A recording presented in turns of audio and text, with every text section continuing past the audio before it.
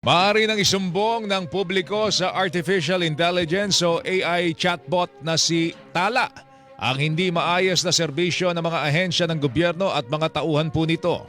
Ipinresenta ng Anti-Red Tape Authority o ARTA sa pamamagitan po ng soft launching ang ART Dashboard na makatutulong sa pagpapatupad po ng mandato naman ng ahensya.